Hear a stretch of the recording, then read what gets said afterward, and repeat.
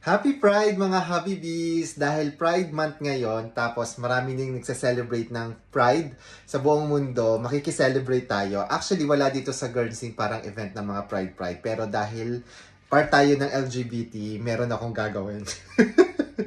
Magluluto ako ng LGBTQ pasta. So ito yon. L for lemon, G for garlic, B for basil, T tomato, at saka Q queso. Grana padano lang yan. Pero ayan, LGBTQ pasta. So ito, hiniwa-hiwa ko na yung garlic, yung basil, at saka yung tomato. So pwede na tayong magsimula. So simulan na natin ang pagluluto. So sa kawali, maglagay lang tayo ng olive oil.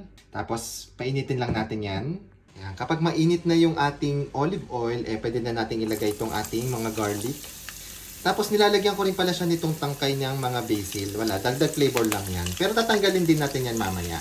So habang niluluto natin yung sauce, pwede na rin tayo magluto ng pasta. So sa kumukulong tubig, lagyan lang natin ng asin. Yan. Tansya-tansya lang.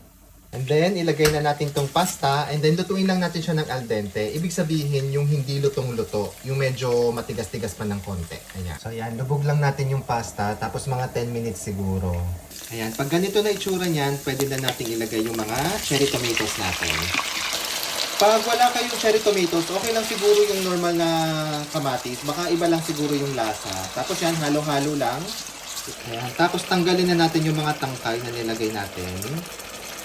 Ayan. After a while, pwede na natin siyang lagyan ng basil. Yung ginagawa ko dito, sineshred ko lang siya. Ayan. Kalahati lang, tapos mamaya ulit lalagyan natin. So ito. Ito lang muna, kalahati. Tapos, halo-halo lang ulit. Parang Chef Eme.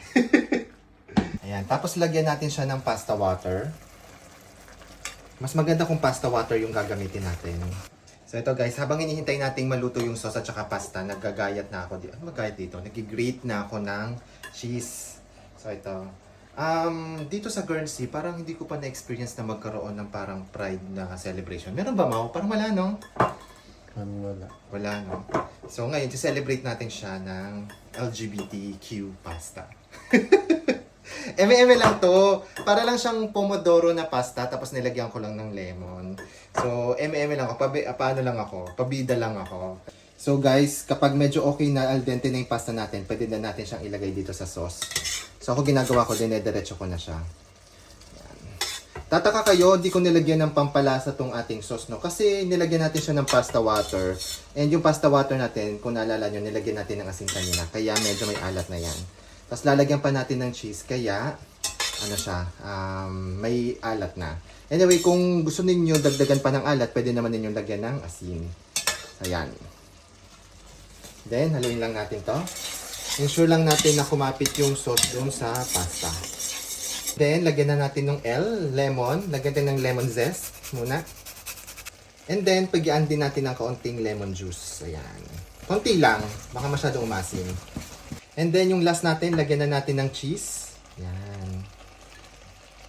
Grana padano pala itong ginamit ko, hindi parmesan. So, yan. Lahat na natin. Tapos, lagyan na rin natin ng basil. Ito, shred lang din natin. Ayan.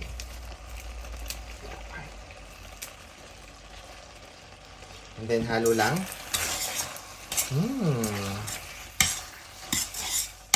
Oh, masarap. Sana masarap. Yan, mga siguro 1 minute lang, tapos okay na to and pwede na tayong kumain. Ito na guys, so magpe-plating na tayo. So, syempre dahil medyo shala yung pasta natin, kailangan ng magandang presentation. Ayan. So, lagyan natin ng konting sabaw. Ayan, lagyan natin ng konting sabaw. And then, yung last natin, lagyan natin siya ng cheese pa sa ibabaw.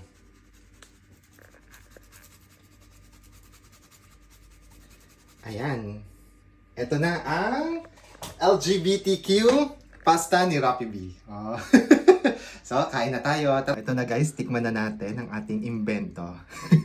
Actually, hindi siya imbento kasi nga 'di ba parang pomodoro na siya na nilagyan ko lang ng lemon. So, tikman natin kung masarap.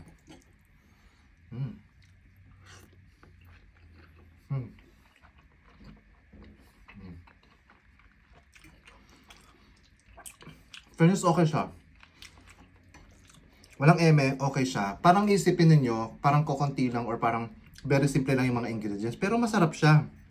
Tapos yung lemon, nakakadagdag siya ng freshness. Kasi medyo may konting asim siya. And okay siya. So, approve ang ating LGBTQ pasta. Eming gawa, no? Pero guys, share ko lang dito. Dito sa Guernsey, parang hindi ko na feel or hindi ko na experience na nagkaroon ako ng parang discrimination dahil sa sexuality ko. At kahit dun sa race ko, kahit ako is isang immigrant dito, parang hindi ko na feel sa kanila yon. So, parang feeling ko 99% ng mga tao dito sa Guernsey mababait. So, di ba? Ang ganda na ng country, ang babait pa ng mga tao, parang perfect na perfecto. Ang downside lang dito sa Guernsey, medyo mahal dito. Mahirap mag-retire dito kapag wala kang maraming ipon kasi medyo mahal ang mga bilihin, mahal ang renta, mahal ang pagbili ng bahay. So, yun lang ang tingin ko. Pero all else, parang maganda naman dito sa Guernsey. So, yun. Kung gusto niyo po ninyong gayahin tong ating LGBTQ pasta, so, ayan, gayahin niyo po. So, masarap siya. Promise. So, kain po muna ako. Thank you!